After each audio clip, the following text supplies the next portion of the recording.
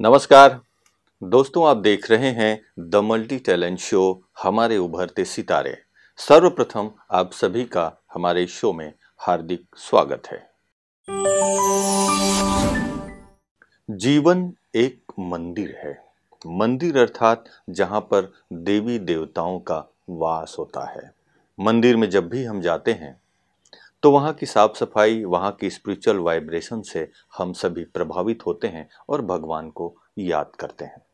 दोस्तों, लेकिन इसी तरह से किसी का जीवन ही एक मंदिर बन जाए तो सोच लीजिए उनके जीवन के साथ जो भी उनके कांटेक्ट में आते हैं उनका भी जीवन आध्यात्मिक तरीके से शक्ति का अनुभव करने लगता है। आइए इसी कड़ी में आज मैं आपके बीच एक ऐसी बालिका को पेश कर रहा हूं जिनके जीवन में बचपन से ही जिनका जीवन एक मंदिर की तरह स्वच्छ, साफ, पवित्र हैं। लेकिन कैसे, उन्हीं से जानेंगे, उन्हीं की जुबानी कि बचपन से कैसे भगवान को अपने दिल में बसाया है, जीवन को मंदिर की तरह सजाया है। मिलते हैं जो कि नेपाल की धरती से आई है। तो जेनिशा, आपका हमारे स्टूडियो में बहुत बहुत स्वागत है। ओम शांति। जेनिशा, आप नेपाल में कहाँ से आई हैं? अपना परिचय थोड़ा सा बताएंगे। मेरा नाम लौकिक नाम जेनिशा है और मैं नेपाल फलेवास पर्वत से आई हूँ। अच्छा, पर्वत। वैसे भी कहते हैं नेपाल में तो चारों तरफ पर्वत, हरियाली है ना, और वहाँ की पानी भी बहुत स्वच्छ, वहाँ के लोग भी बहुत मीठे हैं। ऐसा हमने महसूस किया है जब भी वहाँ जाना होता है। तो आप ब्रह्मा कुमारी का सुंदर ड्रेस भी पहनी हैं, ब्रह्मा कुमारी की जो फिलॉसफी है उसको भी आप फॉलो करती हैं ना? जी। कब से जाती हैं आप ब्रह्मा कुमारी में? जब मैं छोटी थी ना, तब से मेरे मन में ऐसा सवाल उठता था कि भगवान है या नहीं। और अगर भगवान है तो कोई गरीब, कोई अमीर, किसी को सुख है, किसी को दुख है, भगवान इतना विभेद क्यों करता है? अगर भगवान है तो इतना विभेद क्यों करता है? मतलब भेद क्यों है? अगर भगवान है तो गरीब और अमीर में इतना भेद क्यों? ऐसा आपके मन में सवाल उठता था। फिर और मैं भगवान की बहुत भक्ति भी करती थी। और एक दिन जब सुबह मैं अपनी माँ के साथ उठी तो माँ सेंटर पे जाने वाली थी और मैं भी उनके साथ गई। तब मैं 7 साल की थी। और जब मैं पहली बार सेंटर पे गई तो मैंने बाबा की फ़ोटो देखी और मैंने कहा कि ये कौन है और सब इनको बाबा क्यों कहते हैं।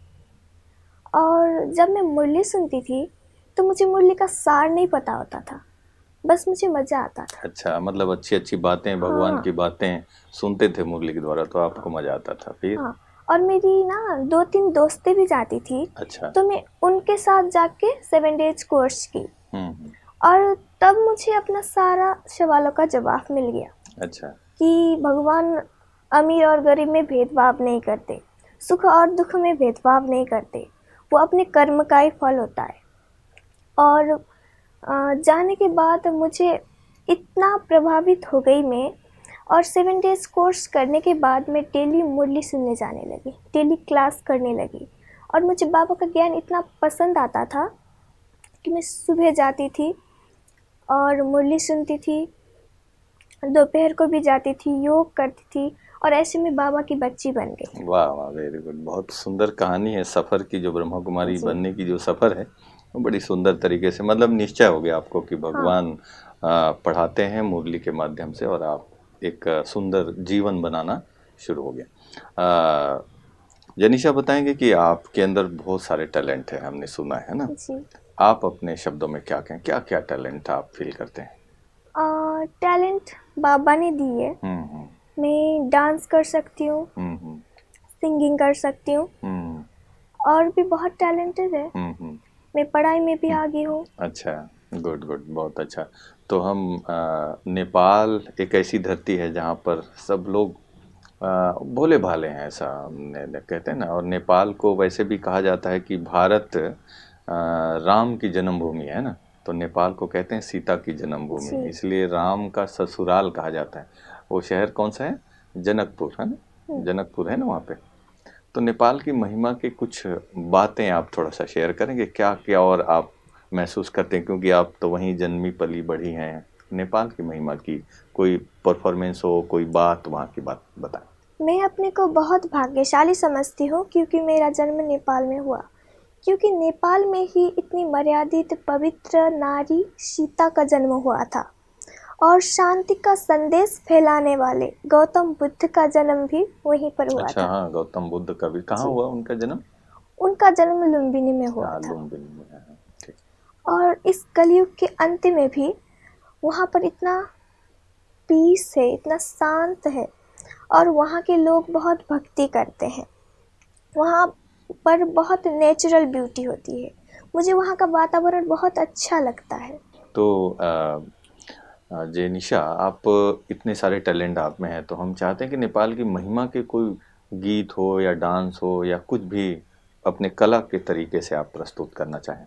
ठीक है, मैं नेपाल की महिमा से एक गीत में डांस करके दिखाती हूँ। अच्छा, नेपाल उस गीत का बोल है आँखैमा राख्छु मेरो देश। अच्छा, अब भाव क्या होगा? मैं अपने आँखों में ना अपने देश को सजा कर रखूँगी, धड़कन पर रखूँगी, ऐसा उसका। अच्छा, इस टाइप का भाव है, वाह भाई। तो चलिए जेनिशा, देखते हैं नेपाल की महिमा का ये सुंदर गीत। ठीक है।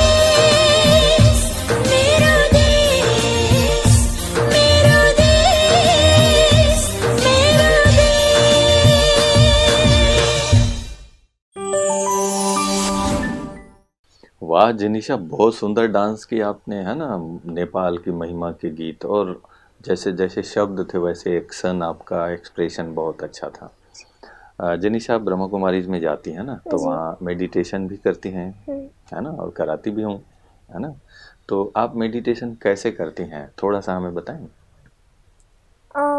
मेडिटेशन बाबा से कनेक्ट होके करते हैं। वैसे मैं एक कमेंट्री करवा के दिखाती हूँ। दिखाइए। अपने को देह से न्यारी शांत आत्मा निश्चय करें। मैं एक शांत स्वरूप आत्मा हूँ। स्वयं ही स्वयं से बातें करें। मैं आत्मा बहुत शांत हूँ, प्रकाश पुंज हूँ, चमकता सितारा हूँ और मेरा मूल वतन भी बहुत लाइट है, लाइट वतन है और मैं अपने मन बुद्धि के द्वारा उस वतन में पहुंच रही हूँ। वहाँ मेरा शांति का सागर बाबा रहता है और मैं उनकी संतान हूँ। मैं उनकी संतान हूँ, इस बात में मैं अपने को बहुत गर्व महसूस करती हूँ। शांति के सागर के सानिध्य में शांति की शक्ति की कितनी अच्छी महसूसता हो रही है। मेरे चारों ओर शांति और शक्ति की लाल किरणें फैल रही है। यही तो शांति की अनुभूति है, यही तो सुख की प्राप्ति है। परमात्मा से शांति की किरणें लेके मैं फिर इस कर्म क्षेत्र में आ रही हूँ। इस कर्म क्षेत्र में हर कार्य को शांति से करना, आनंद से करना, यही तो राजयोग की प्राप्ति है। ओम शांति। वाह जेनिशा, बहुत सुंदर, अच्छे तरीके से एकदम शब्द को बड़े भाव के साथ बाबा के साथ आप कनेक्ट कर दिए। तो वैसे अलग अलग तरीके से रोज आप मेडिटेशन करती हैं ना? मेडिटेशन करने से या जब से आप कर रही हैं तब से क्या फ़ायदा महसूस करते हैं आप? मेडिटेशन करने से मुझे ऐसा बहुत माइंड मेरा एकदम फ्रेश हो जाता है। और मैं ना पहले जब मैं मेडिटेशन नहीं करती थी तब मैं जितना भी पढूं मेरे मेमोरी में नहीं आता था। जब मैं रोज सुबह शाम मेडिटेशन करने लगी 1-1 घंटा, तो मेरे मेमोरी में ना ऑटोमेटिकली वो क्वेश्चन आ जा, उसका आंसर मेरे मेमोरी में रह जाता है। और बाबा से कनेक्ट होने के बाद बाबा ने मुझ में इतनी विशेषताएं भी दी है। अच्छा, तो ये तो बहुत सुंदर बात है। मतलब जो भी मन के अंदर जो भी व्यर्थ और इधर उधर के विचार है वो सब खत्म होने से शक्ति बढ़ जाती है, मन के अंदर कंसंट्रेशन पावर बढ़ जाती है। तो जेनिशा, अभी आप कुछ और परफॉर्मेंस दिखाएं। बाबा की बातें आप बहुत अच्छा सुना रही हैं, बाबा को प्यार भी बहुत करती हैं, तो बाबा भी आपको बहुत प्यार करते हैं ना जी। तो कुछ परफॉर्मेंस बाबा के लिए हो जाए। मैं बाबा की गीत में ना एक बहुत मेरे बाबा से बहुत एक कनेक्शन जुड़ जाता है। मैं उस गीत में आपको डांस करके दिखाती हूँ। अच्छा, क्या है शब्द? उसका शब्द है सांसों की सरगम में बाबा। वाह, सांसों के सरगम में बाबा। तो चलिए देखते हैं ये डांस। ठीक है।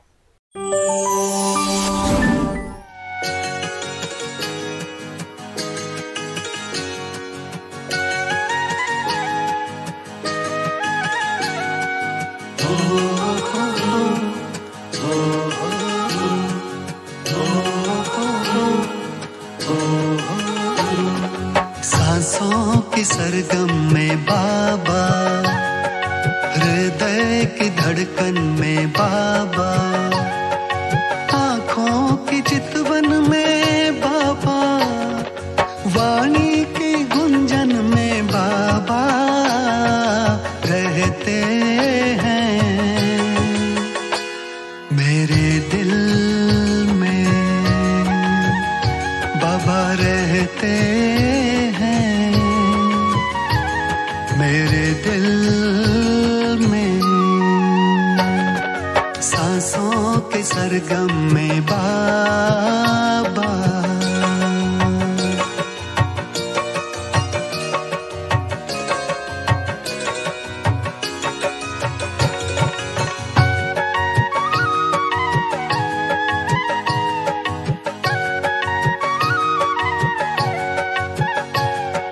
धूप में मेरी छतरी बनते, छाँव में मेरे अंग संग चलते।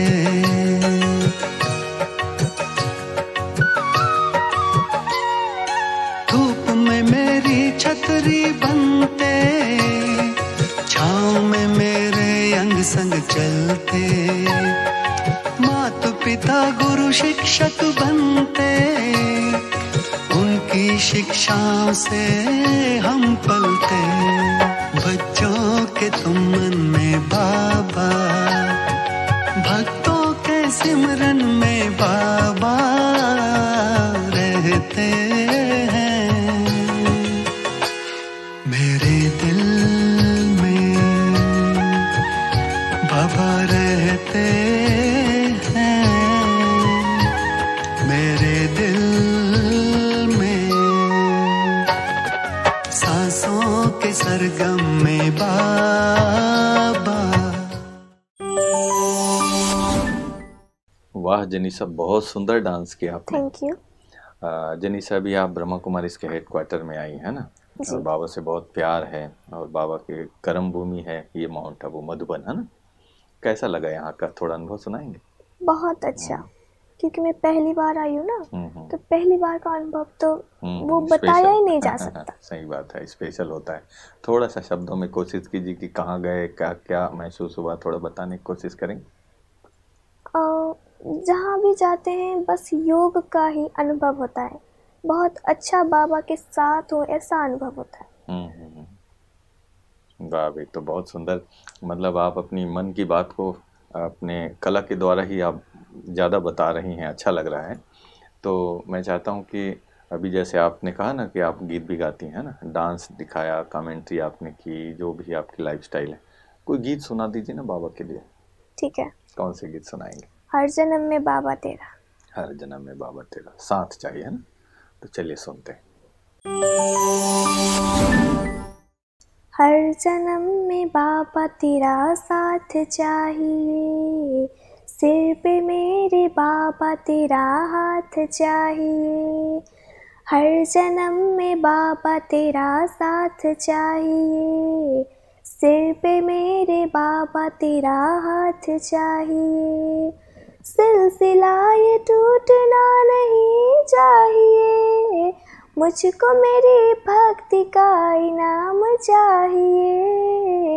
हर जन्म में बाबा तेरा साथ चाहिए, सिर पे मेरे बाबा तेरा हाथ चाहिए। मेरी आँखों में तुम शमाए हो, सारी दुनिया में सबसे प्यारे हो। मुझको तेरे प्यार की बरसात चाहिए, मुझको बस इतनी सी सौगात चाहिए। हर जन्म में बाबा तेरा साथ चाहिए, सिर पे मेरे बाबा तेरा हाथ चाहिए। Thank you. वाह भी, बहुत सुंदर। आपकी आवाज़ भी बहुत अच्छी है जनीशा, है ना। तो यूँ कह सकते हैं जैसे कि भारत में कोई ऐसी बेटियां बहुत सारी प्रतिभाशाली होती है भारत में, उनका बहुत मान सम्मान भी होता है, लोग गर्व महसूस करते हैं। तो आप जैसे बेटियां नेपाल में बहुत लोग होंगे, है ना, जैसे कि आप हैं जी। तो आपको देख के भी लोग गर्व महसूस करते होंगे ना, होते हैं ना। तो नेपाल की बेटी हैं हमारी, है ना, ऐसे कहते हैं ना। जैसे आप यहाँ आए इंडिया में जी, तो आप नेपाल की प्रतिनिधित्व कर रही हैं, वहाँ की बेटियाँ कैसी होती हैं, है ना। जैसे भारत की बेटियाँ बहुत कुछ अच्छा करती हैं, दूसरे देश में जाती हैं तो भारत का नाम रोशन होता है।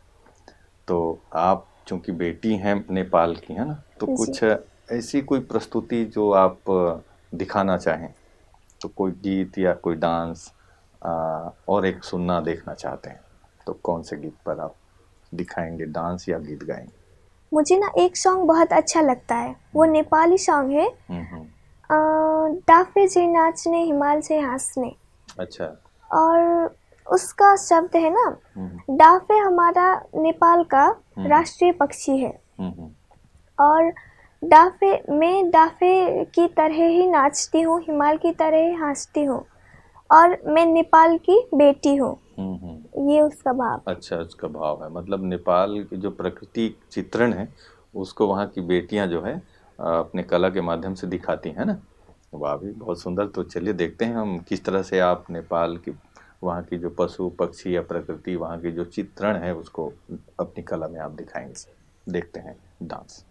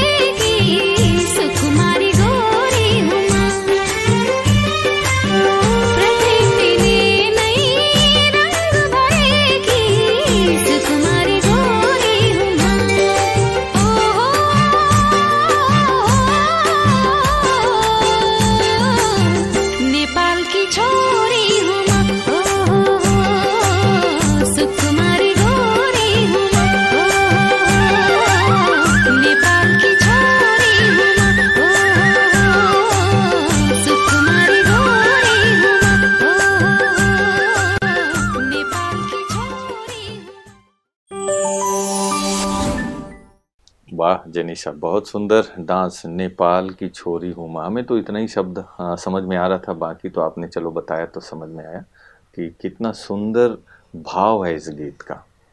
आप पूरे देश या विश्व के लिए क्या करना चाहते हैं? कुछ लक्ष्य है आपके जीवन में? को समाज, विश्व, देश है ना, सबका सेवा करूँगी। सबका बाबा का संदेश दूंगी, भगवान का संदेश दूंगी। ऐसा लक्ष्य बना रखा है ना। बाबा का ज्ञान जो आपको मिला है ना, जो आपने महसूस किया, वो सबको आप बांटना चाहते हैं। लग भी रहा है आपके ड्रेस से भी, आपके बातचीत से भी, है ना, स्पिरिचुअल नॉलेज से आप सजी हुई हैं। तो बहुत ऊंचा लक्ष्य है आपका, है ना। और उस दिशा में आप क्या करती हैं? आप अपनी दिनचर्या के बारे में बताएंगे? अभी आप सवेरे से लेकर रात तक का नेपाल में आप जहाँ हैं, क्या करते हैं उसके लिए? नेपाल में सुबह मेडिटेशन, फिर स्कूल जाना होता है, और फिर घर में आके और फ्रेश होके फिर होमवर्क करना बाबा को याद करके पहले, और फिर दोपहर को बाबा का मेडिटेशन करना, मुरली सुनना। तो ये दिनचर्या आपकी है ना। और खान पान भी तो आपका निश्चित रूप से 100% शुद्ध है ना। हाँ। आजकल लेकिन जनिशा, नेपाल में नहीं बल्कि सब जगह पे बच्चे खान पान में बहुत गंदी खान पान भी हो गई है। जंक फूड्स होते हैं, और भी जो हेल्थ के लिए भी ठीक नहीं है, मन के लिए भी ठीक नहीं है। उनके लिए आप क्या कहना चाहोगे? जैसा मैं शुद्ध अन्न खाती हूँ वैसा ही सब लोग शुद्ध अन्न खाए, बाहर का जंक फूड ना खाए, और अपने तन और मन को स्वस्थ रखें। मैं यही कहना चाहती हूँ। वाह भाई, बहुत सुंदर, है ना। जैसे आपके अपने जीवन में शुद्धता है, पवित्रता है, चाहे वो खान पान हो या विचार हो। जनिशा, अभी आपको काफ़ी लोग टीवी में देख रहे हैं ना, तो उनके लिए आप संदेश के तौर पर क्या कहना चाहोगी? मैं सबके लिए यही कहना चाहती हूँ कि अभी बच्चे बहुत बिगड़ रहे हैं। ये नेट, इंटरनेट है ना, ये सबसे बच्चे बहुत कुलत में जा रहे हैं। और ये ब्रह्म कुमारी कोई धर्म नहीं है, ये एक ज्ञान मार्ग है। और यहाँ 5 साल के बच्चे से लेकर 100 साल का आदमी भी पढ़ सकता है। और मैं यही कहना चाहती हूँ कि ब्रह्म कुमारी में जुड़े, और अपने बच्चों को भी अच्छा संस्कार दे। जैसे मैंने अपने जीवन में ये ज्ञान और योग का ये धारण किया है, वैसे ही सब लोग ज्ञान योग का धारण करके अपने जीवन को सुंदर बनाए इस ब्रह्म कुमारी में आके, यही मेरी आशा है। वाह भाई, बहुत सुंदर आपका संदेश, कम शब्दों में और सार में बहुत सुंदर।